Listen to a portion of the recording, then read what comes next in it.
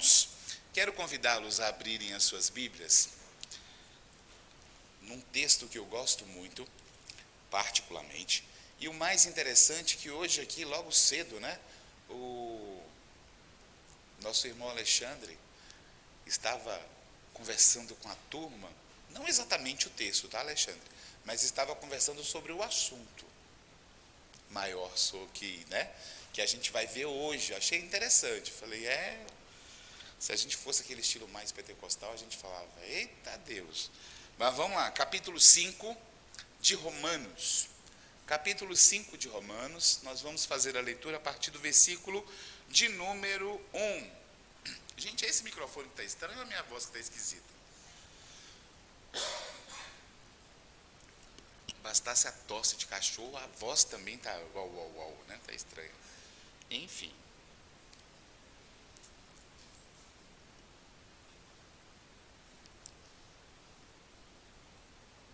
Todos acharam? Romanos capítulo 5, a partir do versículo 1, que diz assim: justificados, pois, mediante a fé, temos paz com Deus. Aliás, vamos voltar.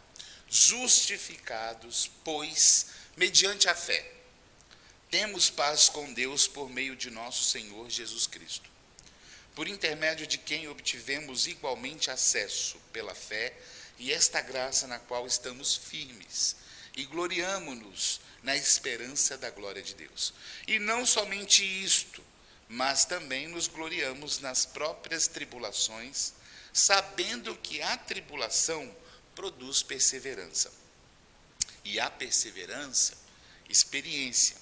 E a experiência, esperança. Ora, a esperança não confunde, porque o amor de Deus é derramado em nosso coração pelo Espírito Santo, que nos foi outorgado. Porque Cristo, quando nós ainda éramos fracos, morreu a seu tempo pelos ímpios. Dificilmente alguém morreria por um justo, pois poderá ser que pelo bom alguém se anime a morrer. Mas Deus prova o seu próprio amor para conosco pelo fato de ter Cristo morrido por nós, sendo nós ainda pecadores. Logo, muito mais agora, sendo justificados pelo seu sangue, seremos por ele salvos da ira. Porque se nós, quando inimigos, fomos reconciliados com Deus mediante a morte do seu Filho, muito mais estando lá, reconciliados, seremos salvos pela sua vida. E não apenas isto, mas também nos gloriamos em Deus, por nosso Senhor Jesus Cristo, por intermédio de quem recebemos agora a reconciliação. Pois bem, o livro de Romanos, ele é um livro simples, ele é um livro de alcance geral, ele não tem o objetivo de ser específico a uma cultura específica, a um povo específico, mas ele é direcionado a todas as pessoas, a judeus, a não-judeus, a todos. Então, a simplicidade do Evangelho, nós já percebemos e encontramos ela sendo dita a todas as pessoas. Em outras palavras, não era necessário que alguém primeiro fosse judeu para que daí em diante ele se tornasse alguém que compreendesse quem de fato é Cristo. Então, isso é algo que poderia ser pulado. Não haveria problema, independente da sua religião, independente da sua crença, independente da sua fé. A compreensão de quem é Cristo e os seus benefícios, eles são acessíveis a todas as pessoas. E o apóstolo Paulo, escrevendo aos Romanos, ele sentia assim, a necessidade de deixar tudo muito bem explicado. O desejo dele era de estar com aqueles irmãos. A igreja que acontece ali em Roma, ela surge de um movimento não direcionado. Ele não foi fruto de nenhuma missão específica dos apóstolos, não foi fruto de nenhuma missão específica de alguém nomeado para ir para aquele lugar, para ali então ele estabelecer a palavra de Deus e as pessoas se congregarem, reunirem ali em nome de Cristo, adorando, glorificando a Deus.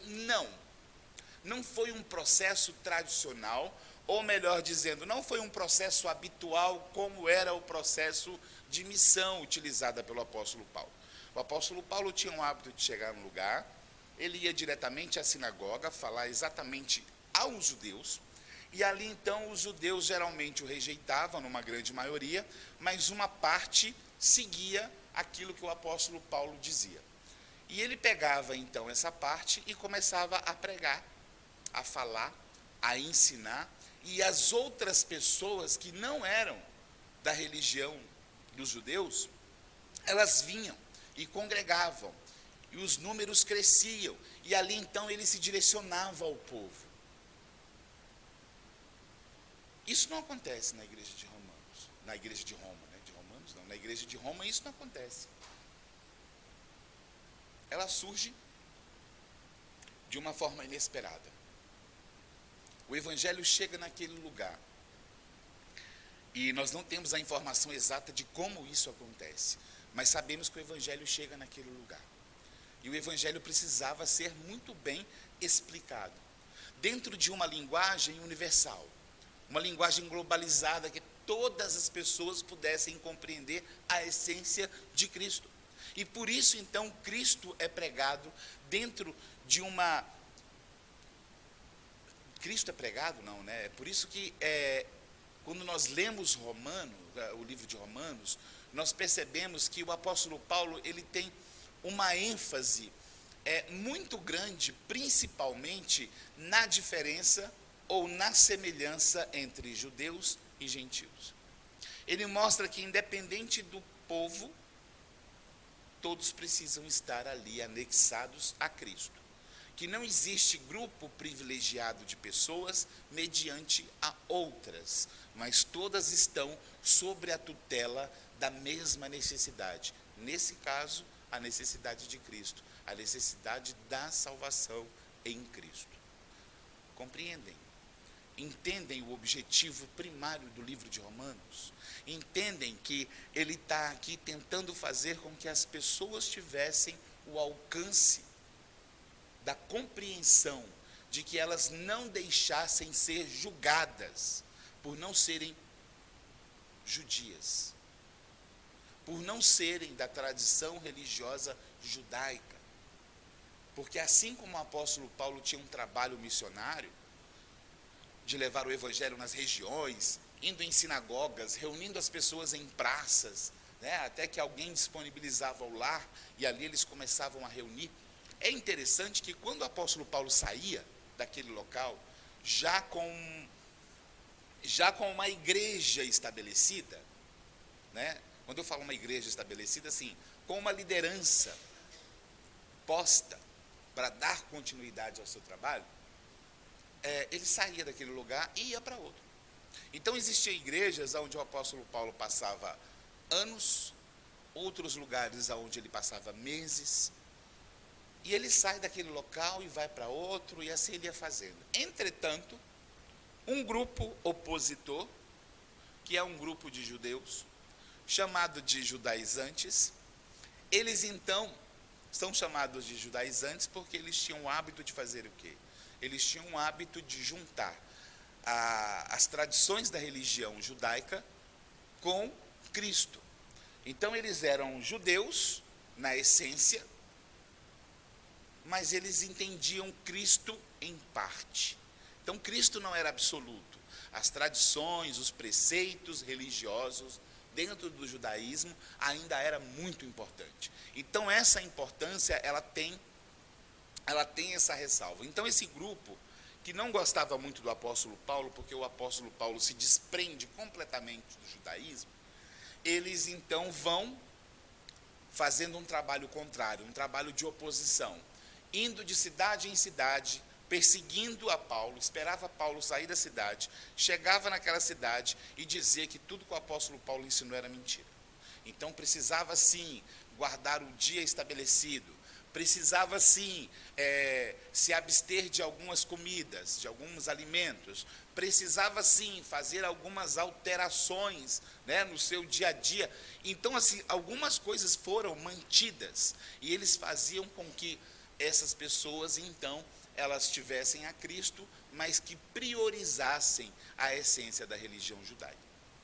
E o apóstolo Paulo, sabendo que isso aconteceria, e ele provavelmente vendo que não conseguiria chegar à igreja de Roma, estabelecida em Roma, para estar em comunhão com aqueles irmãos e ter um momento de ensiná-los pessoalmente, ele então deixa claro exatamente aquilo pelo qual ele era perseguido.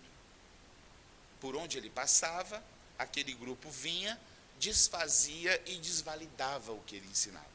E o objetivo de Paulo era sempre ensinar sobre a graça, sobre o favor da graça, que é o favor não merecido. Então, ele ensinava sobre a graça, as pessoas compreendiam a essência de Cristo, sabia que tudo aquilo que Cristo realizou foi com o objetivo de trazer salvação ao mundo, e que nada pode substituir a obra de Cristo. Nem mesmo qualquer elemento religioso estabelecido é capaz de substituir a Cristo. E ele deixa isso muito claro. Ele inclusive utiliza os patriarcas, ele fala da fé de Abraão, no capítulo 4, de onde nós vamos fazer a leitura no capítulo 5, mas no capítulo 4 ele vem falando sobre como que Abraão foi justificado. E ele vai dizer, Abraão não foi justificado pelas obras, mas Abraão foi justificado porque ele creu. Então a fé foi colocada ao coração de Abraão para que ele cresce, e para que ele então seguisse a Cristo. Não foram as obras, não foram as atitudes primárias de Abraão que trouxe a salvação, mas a salvação foi dada porque Deus se revela a ele e ele crê. Se Deus não tivesse revelado-se a Abraão, ele continuaria sem crer. Observa que a iniciativa de se revelar a alguém é de Deus. Abraão só busca porque Deus o permite conhecê-lo. Somente por isso.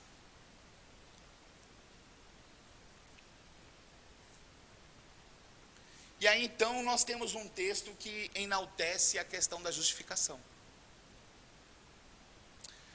Justificados, pois, mediante a fé, temos paz com Deus, por meio de nosso Senhor Jesus Cristo. Aqui eu quero evidenciar a ideia de justificados, ou seja, justificados nós fomos. Observa que existe uma ideia de passividade nisso daqui.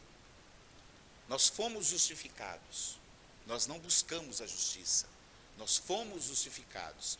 Alguém justificou a nossa atitude perante a outro. Então, neste caso, nós fomos justificados pelos nossos pecados, pela obra de Cristo. O texto é bem claro quando ele diz que, mediante a fé, o mesmo elemento presente na revelação de Deus a Abraão é o elemento que nos traz a salvação. Justificados pela fé, ou seja, foi-nos imputado a fé. A fé foi colocada ao nosso coração para que nós crescêssemos. Não foi preciso que você fizesse nada. Vocês me viram aqui na igreja vendendo pedacinho no céu ou vendendo possibilidade de santidade diante de Deus? Não. Vocês me viram dizer para vocês que vocês precisam, para conseguir a salvação, ir ali para a rua e fazer pelo menos 5 caridade ou 5 bondade para que a sua salvação seja estabelecida diante de Deus? Não. Eu disse para você que é necessário que alguma atitude sua seja colocada em evidência para que você seja salvo? Já falei isso aqui? Amém. Que medo de alguém falar assim. Eu ia falar, oh meu Deus, entendeu tudo errado, está igual meus alunos, o que eu faço? Não sei. Mas graças a Deus aqui está melhor que lá. Aqui está melhor. Então, partindo desta ideia, nós sabemos que quando nós recebemos algo de graça, nós recebemos algo que nos foi favorecido. Nós não merecíamos. Então a justificação, ela entra nesse processo da graça. A ideia de ser justificado é o quê? A ideia de você ser justificado é, eu nasci em pecado, estou em pecado, e eu vou morrer em pecado. É a consequência lógica. Certo? Nasci em pecado, estou vivendo em pecado, eu vou morrer em pecado. Por quê? Porque o pecado traz a morte. E se o pecado traz a morte, eu estou condenado à morte. Só que, a partir do momento que existe alguém que realizou algo a meu favor,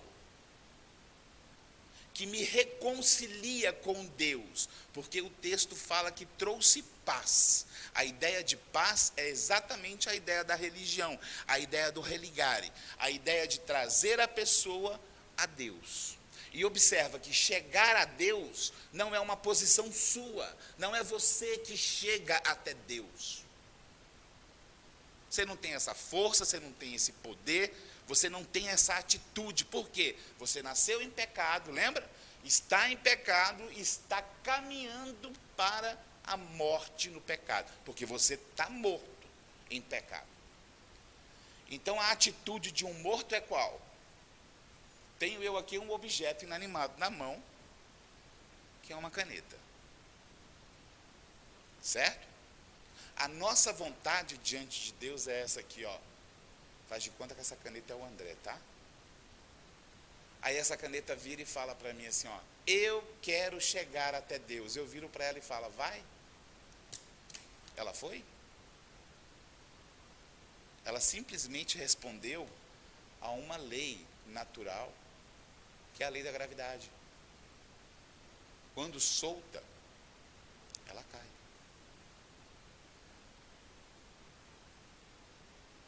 Essa caneta representa nós. Ela representa a mim e a você.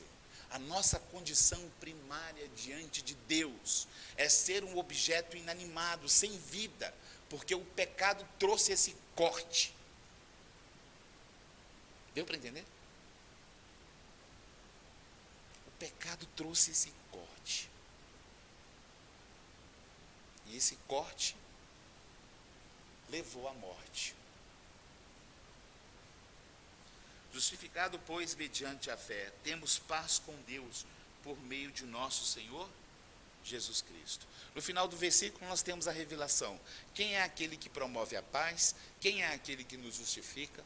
Quem é aquele que tem o poder de nos trazer a vida, justificando os nossos pecados? Observa que você não deixa de ter pecado. O seu pecado permanece. Mas a partir de agora, ele é justificado.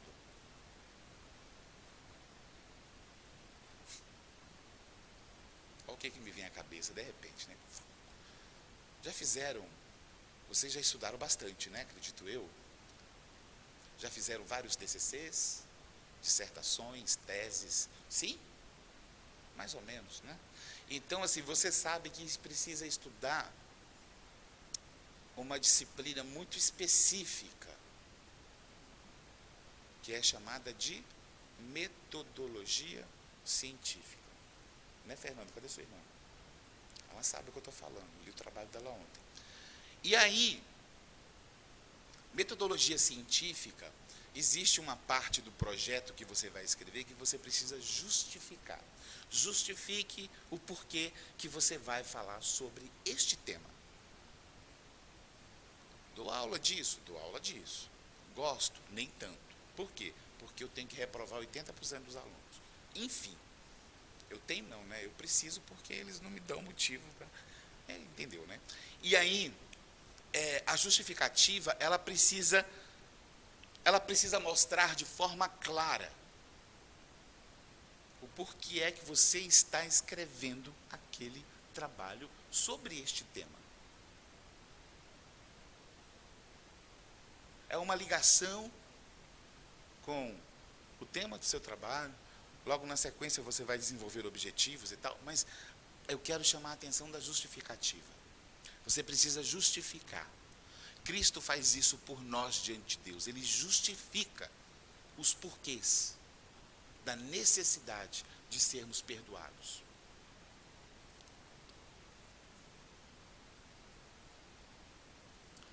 Então ele vai dizer que Cristo também é por meio dele, no versículo 2, que nós obtivemos igualmente acesso pela fé.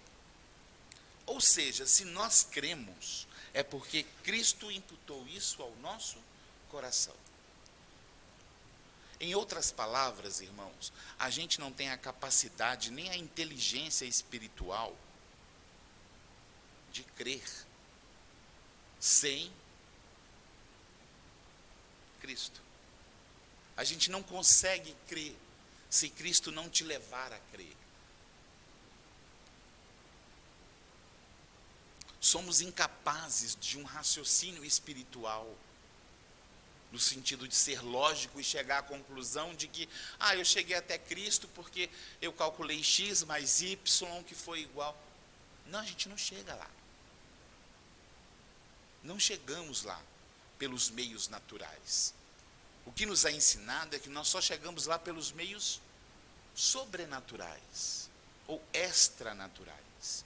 Então nós só chegamos lá porque Deus se revela e se mostra na pessoa de Cristo. E nós entendemos que Ele é o Messias não pelo nosso poder de raciocínio, mas por aquilo que Ele coloca no nosso coração, que entra em conformidade com quem de fato Ele é. Nós simplesmente respondemos a um chamado de fé. Você entende isso? Você entende que se nós hoje estamos aqui, é porque nós respondemos um chamado de fé que Cristo nos deu? Lembrando que toda a humanidade, todas as pessoas, nenhuma pessoa do mundo em exceção, estava sobre o pé de desigualdade. Esse aqui é mais santo, esse é menos santo, esse é mais ou menos santo. Não, todos estavam sobre a mesma condição, a condição da morte, a morte espiritual, porque nós nascemos, vivemos e estamos caminhando de maneira natural para a morte. E Cristo vem então e começa a se revelar às pessoas, a colocar fé no coração para que ela creia. Então nós respondemos a esse chamado de fé. Olha que maravilha.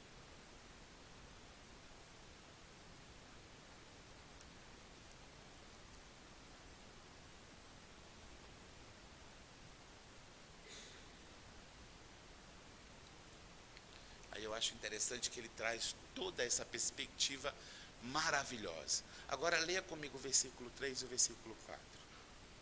Eu não sei se eu posso dizer que isso é para a nossa alegria, como diz o meme, né? Mas olha só.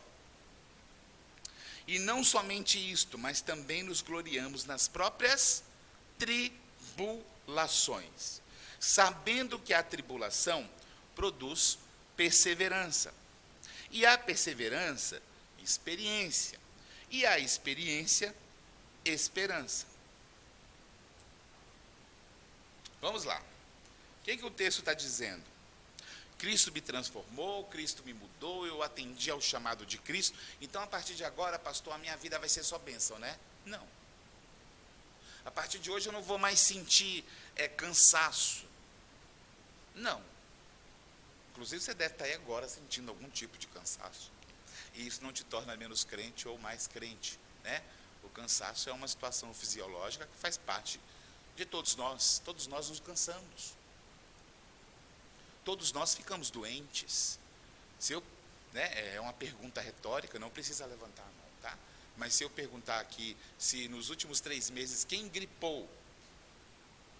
Um grupo grande vai levantar a mão. Se eu perguntar quem gripou e quem teve dengue, eu começo de mim, eu primeiro, né? Porque essa é uma situação que nós podemos classificar como uma espécie de tribulação. Qual é o crente que não passa por tribulação? Só se for algum crente extraterrestre. Porque o crente terrestre, ele realmente passa por tribulação. Ele passa por dificuldade, ele passa por conflitos de emoções, de sentimentos. Nós, como cristãos, nós passamos por muitas tribulações. Seja ela no campo financeiro, seja ela no campo afetivo, seja ela em conflito com nós mesmos. Mas as tribulações, elas estão aí, presente na sua vida, presente na minha vida. Existia uma época, eu não sei se aqui em São Paulo foi assim, mas existiu uma época em Minas, que algumas igrejas, de maneira muito peculiar, elas ensinavam que ter problemas em excesso era sinal de pecado.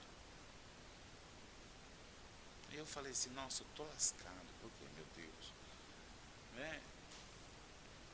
Mas aí depois você vai estudando a Bíblia e você fala, não, ele tem razão, né? É uma situação de pecado. Por quê? Porque todos nós somos pecadores. Mas não era isso que ele queria dizer. O que ele queria dizer é que a consequência de atos errôneos diante de Deus ou de outras pessoas estava levando às tribulações. Só que o texto bíblico ensina o seguinte, olha, entre linhas é mais ou menos isso que Paulo está dizendo. Não pensem que crentes não passam por tribulações. Passam, vocês vão passar. Cristo nos salva, Cristo nos limpa, Cristo nos religa a Deus, derrama sobre nós a graça, mas Ele não nos livra das nossas aflições, que são aflições naturais ao ser humano. Então as tribulações, elas vão continuar. Sinto muito informar isso para você. Eu até queria mentir aqui, no sentido de dizer que tribulações não acontecerão na sua vida, a partir do momento que Cristo está nela. Mas aí todos nós chegaremos à conclusão que talvez dentro dessa premissa, nós não somos cristãos. Então não, nós somos cristãos e por isso eu não posso dizer essa mentira, tá bom? Então, na verdade, o texto diz que a tribulação, ela inclusive é uma característica muito importante na vida do crente. Sabe por quê? Sabe por quê? Porque ela vai produzir em nós força. Ela vai produzir em nós a experiência. Ela vai produzir em nós um cristão melhor. Então, nós podemos chegar à conclusão que se um cristão diz não ter tribulação e não sofrer de nenhum tipo de problema, nós estamos falando de um crente completamente inexperiente e fraco. Nós estamos falando de um crente assim. Porque, primeiro, ou ele não conhece o que é tribulação, para dizer que não passa por tribulação, ou então, ele realmente acredita que precisa dizer que não tem tribulação, para que a tribulação não chegue até ele. Mas nós somos pessoas tribuladas. Passamos por tribulações. Essa é uma verdade inquestionável. E não é a religião que vai te proporcionar a saída das tribulações. Porque nós somos, inclusive, levados a passar pela tribulação, porque ela incorpora a força da nossa fé. Lembra que Cristo nos deu fé? E essa fé que Cristo nos deu, ela vai produzir em nós a força necessária. Então, Cristo não te deu fé para você colocar debaixo do travesseiro quando vai dormir. Deus não te deu fé para você colocar do lado quando você está fazendo qualquer outra atividade. Deus te deu fé para o exercício, para que você exercite.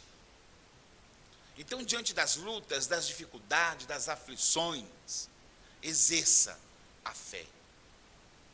porque ela foi dada com esse objetivo. E o texto diz lá o quê? Tribulação produz perseverança, e a perseverança, experiência, e a experiência, esperança. É um ciclo que vai acontecendo na nossa vida. E essa perseverança, ela vai aí, de certa forma, nos gerando experiência, porque se eu perseverei e passei por aquele momento de tribulação, ele não foi o único, virão outros. Só que ele vai me dar experiência para passar pela próxima. E com isso eu vou obtendo aí o quê? A esperança.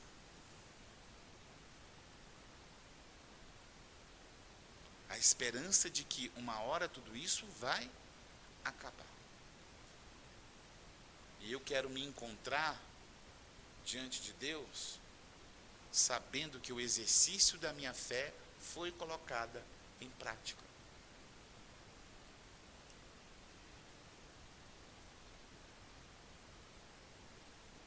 A esperança não confunde,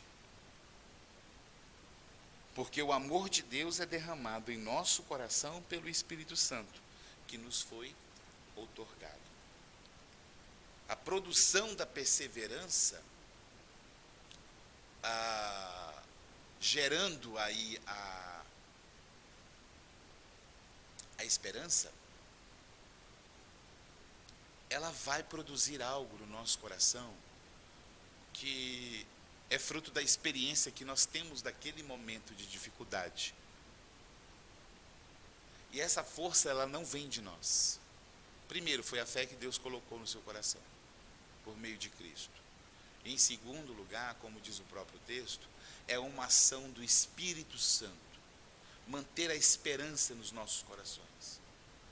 Fazer com que a nossa fé, ela continue tendo a sua função. É o Espírito Santo de Deus quem faz.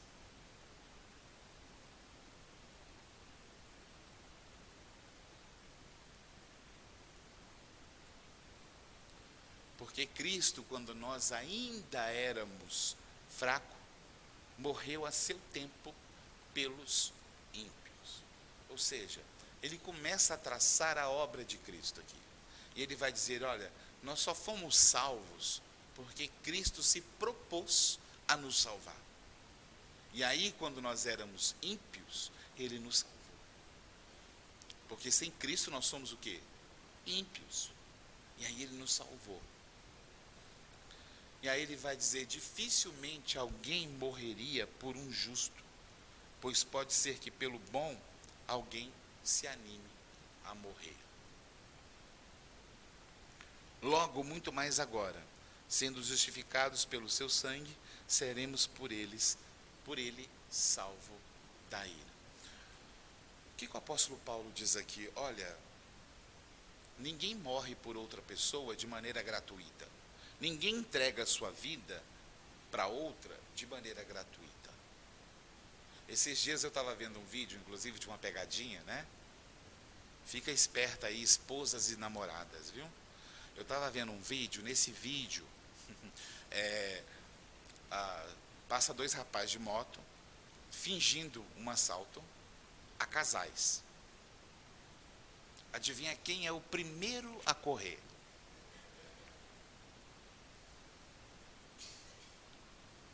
Daí o assaltante finge que está tomando a bolsa da mulher, né? Ela dá a bolsa, claro, e o cara já está a 2 quilômetros de distância dali.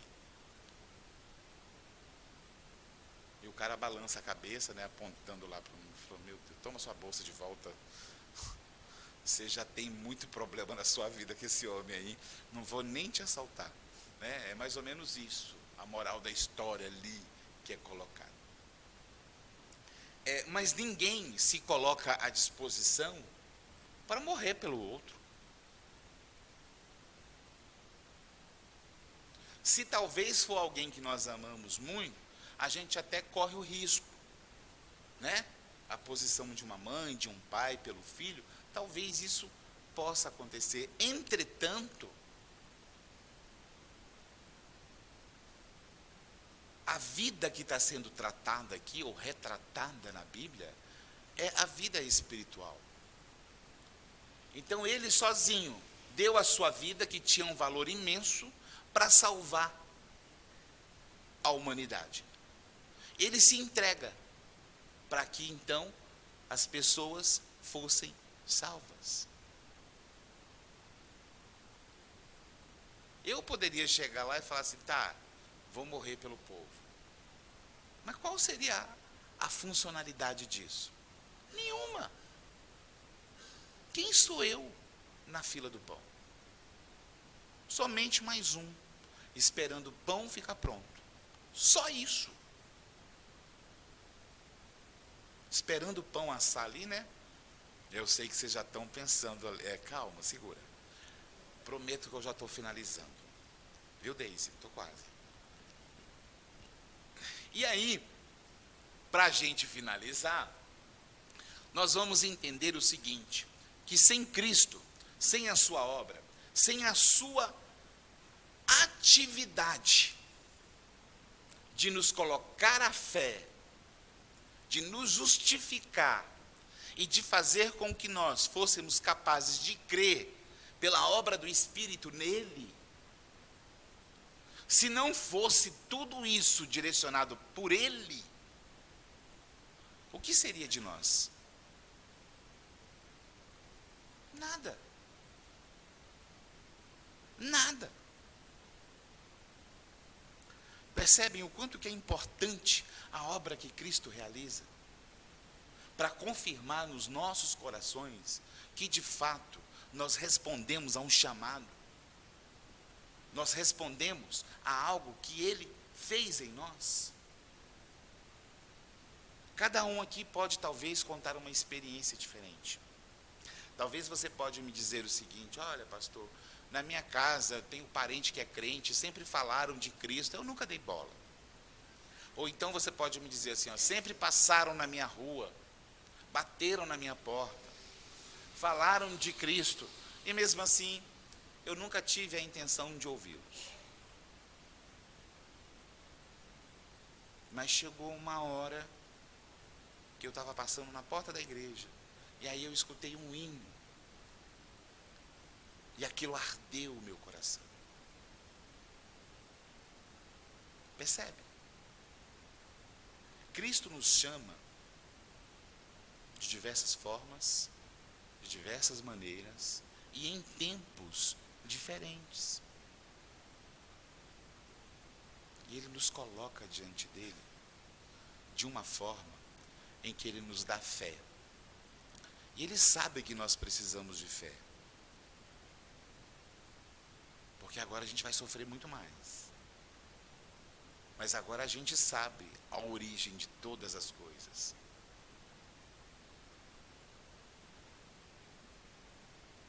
Então agora nós somos diferentes. Ou pelo menos deveríamos ser. Porque nós sabemos a origem da atitude daquele que nos salvou. Deu para entender isso? Agora eu pergunto para vocês o seguinte, seria esse o motivo de glorificar a Deus? Completamente. Né? É glorificar. Tem gente que glorifica a Deus quando alguém vem na frente da igreja, dá um testemunho que ganhou um carro. E o povo glorifica, e o pastor chama a igreja, glorifica de pé, e glorifica voando, e glorifica. A gente glorifica a Deus por aquilo que Ele fez na nossa vida. Louvado seja o nome do Senhor. Pela atitude de me salvar e de te salvar. Não existe nada maior do que isso. Saber que Cristo é capaz de salvar a humanidade. E que nós fomos escolhidos para ter no nosso coração a habitação do Espírito Santo. Tem prazer maior do que esse? Não há. E é isso. E que Deus assim nos abençoe.